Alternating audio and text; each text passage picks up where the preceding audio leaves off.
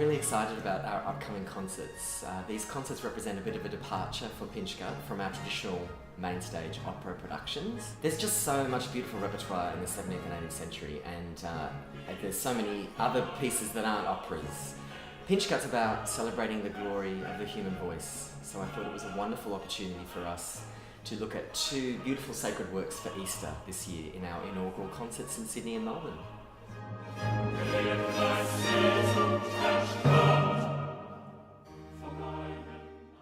So Telemann's Thunder Ode, it's such a great name, is an extraordinary piece. It's really one of his masterpieces. It's late Telemann, and it shows a composer, even though he's in his older years, still thinking in a creative and imaginative way. It's just an extraordinary piece.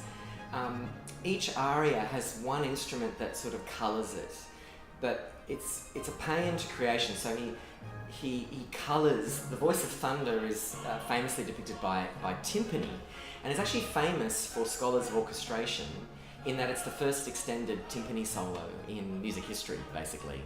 And it also has one of the few arias for a trumpet in the minor key, because the trumpet can only play in certain keys in the major key. Telemann very cleverly, it's a bit like 18th century Sudoku, he sort of works out a pattern where those notes that the trumpet plays are actually in the key of B minor, which is very, very rare. Only Bach does that once in his cantatas.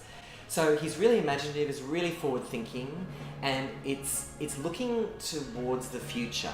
So in 1755, that's the music of the young Haydn and Mozart.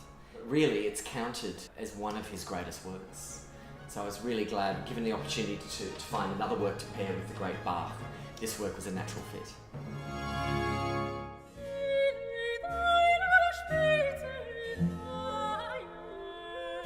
Bach's Easter Oratorio is written for a substantial feast day, so just like Christmas. There's the Christmas Oratorio, the Easter Oratorio, but then there are also his greatest works, the Passions, the St. Matthew and the St. John Passion.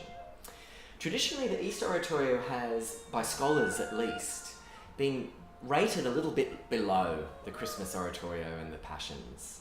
And I think that's quite unfair. Audiences have loved the Easter Oratorio since it was revived in the early 20th century, and the music is of the highest order. In fact, it has one of my favourite slumber arias in it, this beautiful aria for tenor, and the soft instruments of the recorders. It's really beautiful. In fact, it sounds quite Handelian.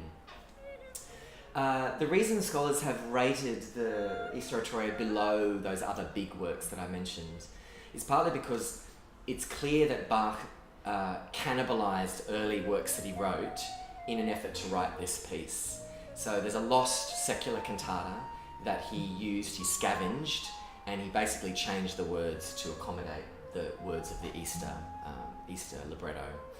And some scholars have sort of feel like it's a bit of a patchwork, but I disagree. I think it's an extraordinary work. And it's on a par with the Thunder Ode. Even though they're separated by 30 years, they use the same orchestra. It's a festive orchestra with 3 trumpets, drums, recorders, oboes, bassoons, strings, harpsichord continuo. In the Telemann, the voice of God himself is represented by a horn. And I'm excited to be performing both of these works in the ways that Telemann and Bach probably intended. That is, without a large chorus, and only the soloists participate in the chorus. It's what we call one-to-a-part writing. So I can't wait to perform these works for you in Sydney and Melbourne.